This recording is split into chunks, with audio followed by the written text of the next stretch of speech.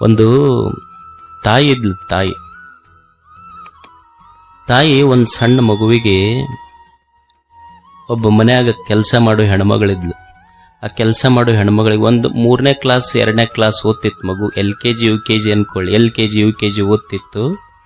ಆ ಮಗುವಿಗೆ ಮನ್ಯಾಗ ಆಯಾ ಅಂತಿರಲ್ಲ, ಕೆಲಸ ಮಾಡೋ ಹೆಣ್ಮಗಳ ಕೈಯಾಗ ಕೊಟ್ಟು ತಾನು ಆಫೀಸ್ಗೆ ಹೋಗಿ ಕೆಲ್ಸಕ್ಕೆ ಹೋಗ್ತಿದ್ಲು. ಹೋಗುವಾಗ ಅದೇನು ಮನ್ಯಾಗಿಂದ ಬಂಗಾರ ಬೆಳ್ಳಿ ರೊಕ್ಕದ ರೂಮ್ ಇರ್ತೈತಲ್ಲ, ಟ್ರಿಜರಿ, ಆ ರೂಮ್ ಕಿಲಿ ಹಾಕೊಂಡು ಚಾವಿ ತನ್ನ ಹತ್ರ ಇಟ್ಕೊಂಡು ಮಗನ್ನ ಈ ಆಯಾನ್ ಕೈಯಾಗ ಕೊಟ್ಟು ಹೋಗ್ತಿತ್ತು.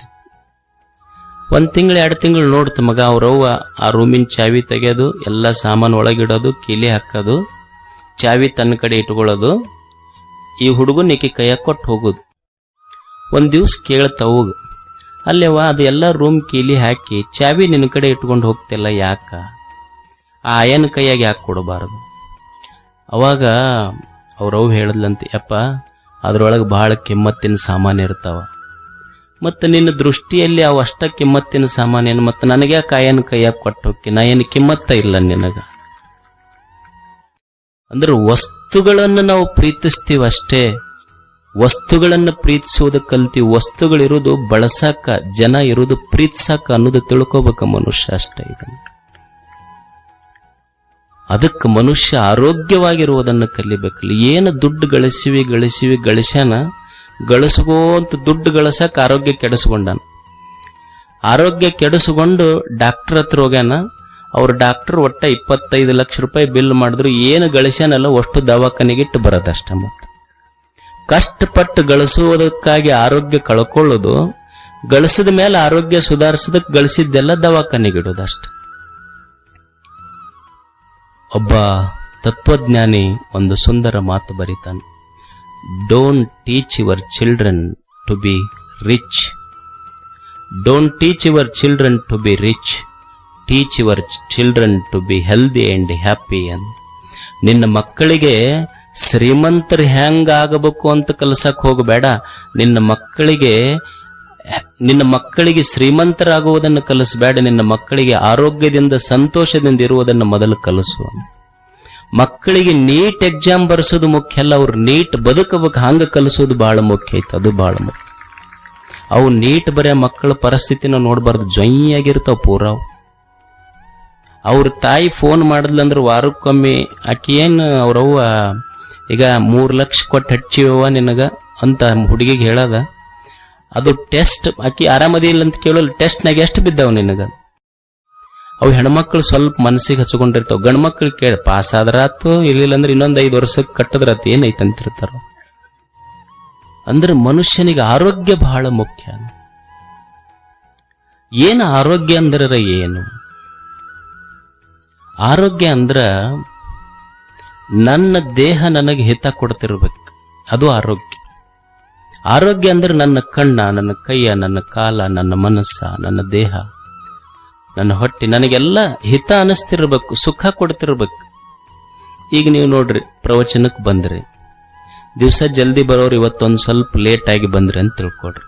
ಕುರ್ಚಿ ಸಿಗಲಿಲ್ಲ ನಿಮಗೆ ಹಿಂದೆ ಕೂಡಾಕ ಕುರ್ಚಿ ಸಿಗಲಿಲ್ಲ, ನೆಲಕ್ಕೆ ಕುಂದಿರ್ಬೇಕಂದ್ರ ಕಾಲ ಮಡ್ಸಕ್ ಆಗೋದಿಲ್ಲ, ನಿಂತರ ಕಾಲ್ ನೋವಾಕ. ಅಂದ್ರೆ ನಮಗ್ ನಮ್ಮ ದೇಹ ಸಾತು ಕೊಡವಲ್ದಂತ, ನಮ್ಮದ ಆರೋಗ್ಯ ನಮಗ ಅನುಕೂಲ ಆಗುವಲ್ದು. ಅಂದ್ರೆ ಆರೋಗ್ಯ ದೇಹ ಗಟ್ಟಿ ಮುಟ್ಟಿಯಾಗಿರ್ಬೇಕು, ಇದು ಆರೋಗ್ಯದ ಮೊದಲ ಲಕ್ಷಣ. ನೀವ್ ಅನ್ಬಹುದು ಬರೇ ಆರೋಗ್ಯ ಗಟ್ಟಿ ಇತ್ತಂದ್ರೆ ಮುಗಿತಲ್ರಿ, ಮತ್ತ ಅವ ಆರೋಗ್ಯ ಚಲೋ ಇದ್ದಂಗನು ಅಲ್ಲ. ದೇಹ ಗಟ್ಟಿರ್ತೈತಿ. ಹುಡುಗರು ಅಂತಿರ್ತಾವಿಲ್ಲ, ನಾವು ದಿವಸ ಜಿಮ್ಮಿಗೆ ಹೋಗಿ ಬರ್ತೀವ್ರಿ ಅಂತಿರ್ತಾರೆ. ಹುಡುಗರ್ನ ಕೇಳ್ರಿ ನೀವು, I am healthy, I go to gym every day without fail ಅಂತಿರ್ತಾರೆ ಹುಡುಗರು. ಅಲ್ಲ, ಜಿಮ್ಮಿಗೆ ಹೋಗಿ ಬಂದವ್ರು ಅಷ್ಟ ಗಟ್ಟಿರ್ತಾರ, ಬೆಳಿಗ್ಗೆ ಎದ್ದು ಜಮೀನಿಗೆ ಹೋಗಿ ಬರೋ ರೈತರು ಅವ್ರಕಿನ್ನ ಗಟ್ಟಿರ್ತಾರ, ಬರೀ ಜಿಮ್ಮಿಗೆ ಹೋದವ್ರ ಗಟ್ಟಿರ್ತಾರಂತ ಏನೈತಿ. ಅಂದ್ರೆ ನಮಗ ಅನಿಸ್ತಿರ್ತೈತಿ ಜಿಮ್ಮಿಗೆ ಹೋದವ್ರು ಗಟ್ಟಿರ್ತಾರ, ದೇಹ ಗಟ್ಟಿರ್ತೈತಿ. ಬರೇ ದೇಹ ಆರೋಗ್ಯವಾಗಿದ್ರೆ ಅಷ್ಟೇ ಆರೋಗ್ಯವಂತ ಅನ್ನೋದಿಲ್ಲ ಅವನಿಗೆ. ಈಗ ಒಬ್ಬ ಹುಚ್ಚಿರ್ತಾನ, ಅವ 8-10 ಮಂದಿಗೆ ಹೊಡಿತಿರ್ತಾನ. ಅಂದ್ರೆ ದೇಹದಷ್ಟು ಪುಷ್ಟವಾಗಿರ್ತೈತಿ, ಅದು ಮನಸ್ಸು ಸ್ವಸ್ಥ ಇರೋದಿಲ್ಲ. ಅಂದ್ರೆ ದೇಹ ಮನಸ್ಸು ಎರಡೂ ಸರಿಯಾಗಿರ್ಬೇಕು. ಮತ್ತು ದೇಹ ಮನಸ್ಸು ಎರಡೂ ಚಲೋ ಐತಿ, ಕರೆಕ್ಟ್ ಐತಿ, ಏನೂ ತೊಂದ್ರೆ ಇಲ್ಲ, ಏನು ರಾಗ ಇಲ್ಲ, ದ್ವೇಷ ಇಲ್ಲ, ಉದ್ವಿಗ್ನತೆ ಇಲ್ಲ, ಚಿಂತೆ ಇಲ್ಲ. ಈಗ ಒಂದೇನೋ ಸಣ್ಣದು ಬ್ಲಡ್ ಕ್ಲಾಟ್ ಆಗಿರ್ತೈತಿ ಬ್ರೈನ್ಯಾಗ, ಬ್ಲಡ್ ಕ್ಲಾಟ್ ಆಗಿ ಕೋಮಾಕ್ ಹೋಗಿರ್ತಾನ, ಅವ ಆರೋಗ್ಯ ಗಟ್ಟಿರ್ತೈತಿ, ಮಸ್ತ್ ಇರ್ತೈತಿ, ಮನಸ್ಸಿನಾಗ ಏನೂ ಭಾವನೆ ಇರುವುದಿಲ್ಲ, ಮತ್ತು ಅವನು ಆರೋಗ್ಯವಂತನ್ರಿ ಹಂಗಿದ್ರ ಅನ್ಬಹುದು. ದೇಹ ಚಲೋ ಇರಬೇಕು, ಮನಸ್ಸು ಚಲೋ ಇರಬೇಕು, ಉತ್ಸಾಹ ಇರ್ಬೇಕು, ಮನುಷ್ಯಾಗ ಊರ್ಜಾ ಇರ್ಬೇಕು, ಶಕ್ತಿ ಇರಬೇಕು, ಚೈತನ್ಯ ಇರಬೇಕು. ದೇಹ ಚಲೋ ಇರಬೇಕು, ಮನಸ್ಸು ಚಲೋ ಇರಬೇಕು, ಆತ್ಮ ಆನಂದವಾಗಿರ್ಬೇಕು, ಊರ್ಜಾ ಶಕ್ತಿ ಚೈತನ್ಯ ಉತ್ಸಾಹ ಇರ್ಬೇಕು. ತಾಯಂದಿರು ನೋಡ್ರಿ, ನೀವು ಎಲ್ಲಿಗೆರೆ ಹೊರಗೊಂಡ್ರ ಅವ್ರು ಎಷ್ಟು ಚಂದ ಮುಖ ತಕ್ಕೊಂಡು, ಬಟ್ಟೆ ಹಾಕೊಂಡು, ದಂಡೆ ಹಾಕೊಂಡು ಎಷ್ಟು ಚಂದ ಹೋಗ್ತಿರ್ತಾರ. ಇವ ಹೊರಗೆ ಹೊಂಟ್ನಂದ್ರೆ ಹಂಗ ಲುಂಗಿ ಮೇಲೆನ ಹೊರಗೆ ಹೋಗ್ತಾನೆ. ಅಲ್ಲೋ ಅವ್ರು ನೋಡಿ ನಿಮ್ಮ ಹೆಣ್ಮಕ್ಳು ಪಾಪ ಅವ್ರು ಎಷ್ಟು ಚಂದ ನೀಟಾಗಿ ಹೋಗ್ತಾರ, ನೀ ಯಾಕೆ ಹಿಂಗ ನಮ್ಮನ್ಯಾರು ನೋಡ್ತಾರ ಬಿಡ್ರಿ, ಹಿಂಗ ನಮ್ಮದಿತ್ತು ಅಷ್ಟ. ಅಂದ್ರ ಉತ್ಸಾಹ ಇರ್ಬೇಕಂತ. ಒಬ್ಬ ಆರೋಗ್ಯವಂತ ಅಂತ ಯಾರಿಗನ್ನೋದು ಅಂದ್ರ ದೇಹ, ಮನಸ್ಸು, ಆತ್ಮ ಇವು ಮೂರೂ ಪ್ರಸನ್ನವಾಗಿದ್ರೆ ಅವನಿಗೆ ಆರೋಗ್ಯವಂತ ಅಂತ ಕರಿಬೇಕು ಅಂತ ಆಯುರ್ವೇದದ ಆಚಾರ್ಯರಂತಾರೆ. ಪ್ರಸನ್ನ ಆತ್ಮ ಇಂದ್ರಿಯ ಮನಃ ಸ್ವಸ್ತಿತ್ಯಭಿಧೀಯತೆ. ಸ್ವಸ್ಥ ಸ್ವಸ್ಥ ಸ್ವಸ್ಥ ಇದರ ಅರ್ಥ ಏನು ಅಂದ್ರ ದೇಹದಿಂದ ಆರೋಗ್ಯ ಇರಬೇಕು, ಮನದಿಂದ ಆರೋಗ್ಯ ಇರಬೇಕು. ಆತ್ಮ ಪ್ರಸನ್ನತ, ದೇಹ ಪ್ರಸನ್ನತ, ಮನ ಪ್ರಸನ್ನತ, ಆತ್ಮ ಪ್ರಸನ್ನತ. ಈ ಸ್ಲೋಗನ್ ಕೇಳಿರಿಲ್ ನೀವು, ಸ್ಲೋಗನ್ ಫಿಟ್ ಇಂಡಿಯಾ ಅಂತ, ಕೇಂದ್ರ ಸರ್ಕಾರಗಳ ಫಿಟ್ ಇಂಡಿಯಾ ಅಂತಾರ ನೋಡ್ರಿ. ಫಿಟ್ ಇಂಡಿಯಾ ಅಂದ್ರೆ ಏನು?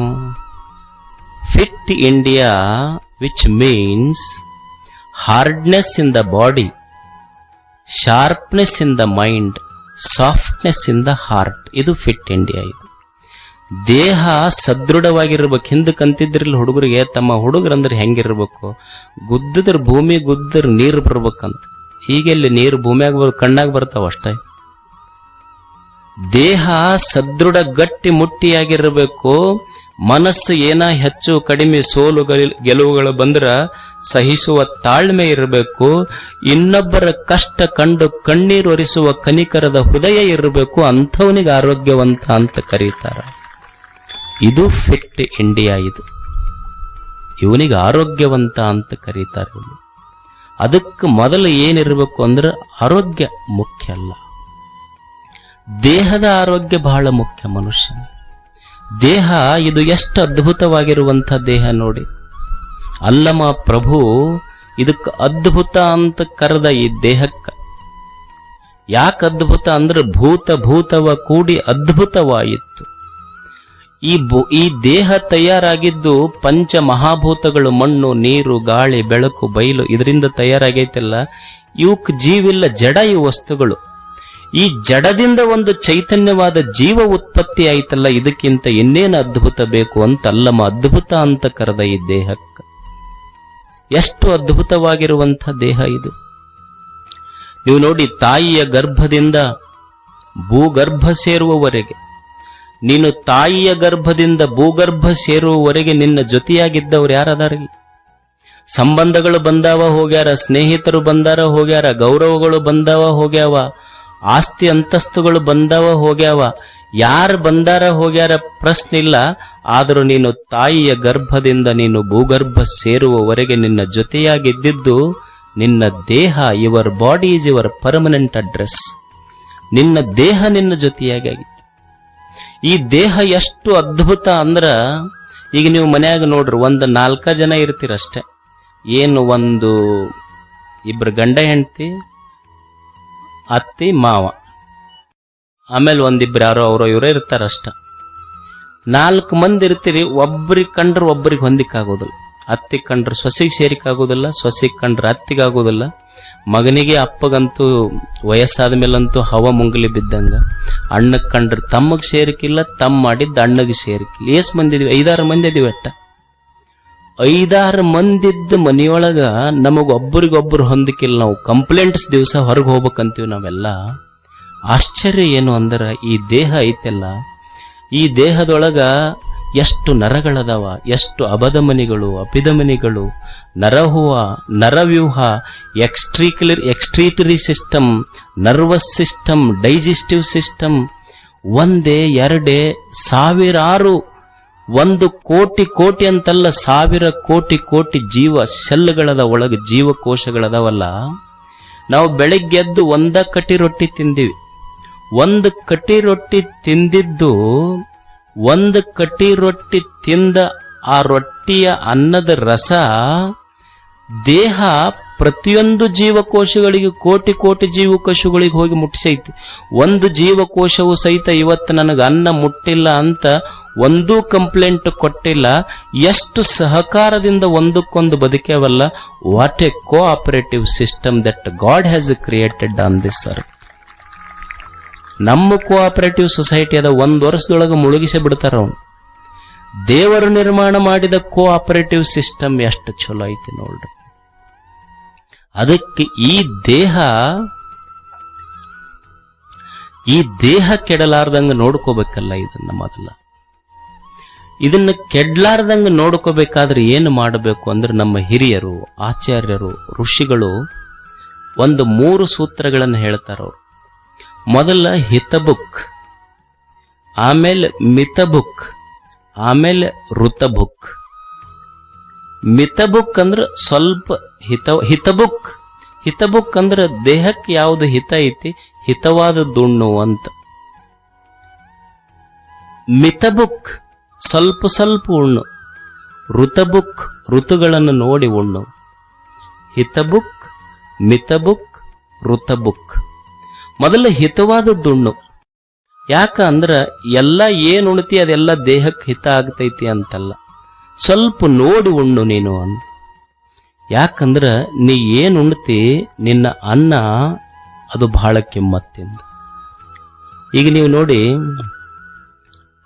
ಈಗ ಮನ್ಯಾಗ ನಾವು ಅಡಿಗೆ ಮಾಡುತ್ತೀವಿ. ಅಡಿಗೆ ಮಾಡಿದ್ದ ತಾಯಂದಿರ ಅದ್ರ ಮೇಲೆ ಏನಾರ ಮುಚ್ಚಿಡ್ತಾರಿಲ್ಲ. ಯಾಕೆ ಮುಚ್ಚಿಡ್ತಾರಂದ್ರೆ ನೊಣಗಿಣ ಬಂದಿಗಿಂದವು. ಏನಾಗ್ತೈತಿ ನೊಣ ಕುಂತ್ರ, ಅಡಿಗೆ ಮಾಡಿದ್ರ ಮೇಲೆ ನೊಣ ಕುಂತ್ರ ಏನು ಸಮಸ್ಯೆ ಆಗುತ್ತೆ ಅಂದ್ರೆ, ಉಂಡವರಿಗೆ ವಾಂತಿ ಭೇದಿ ಶುರು ಆಗ್ತೈತಿ. ಅಂದ್ರೆ ನೊಣ ಸ್ವಲ್ಪ ವಿಷ ಪ್ರಾಣಿ ಅದು ಅಂತ ನಮ್ಮ ದೃಷ್ಟಿಯಲ್ಲಿ.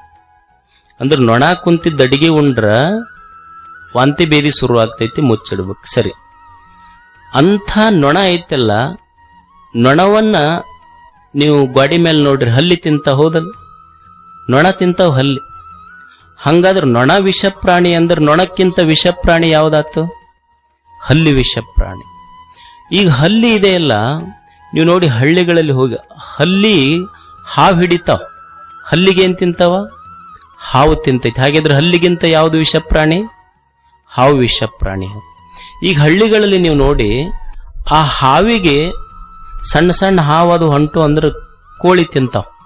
ಹಂಗಿದ್ರೆ ಹಾವಿಗಿಂತ ವಿಷ ಪ್ರಾಣಿ ಯಾವುದು? ಕೋಳಿ ಆತು. ಮತ್ತು ಕೋಳಿ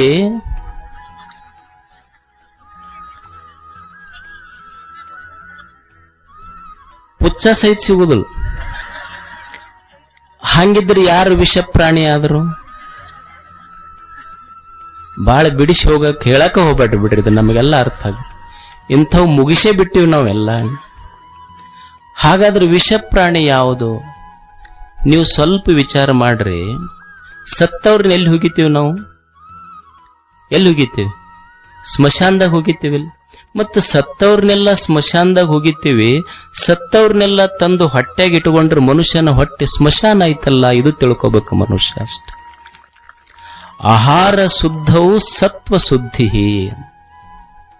ಆಹಾರ ಶುದ್ಧವು ಸತ್ವ ಶುದ್ಧಿ.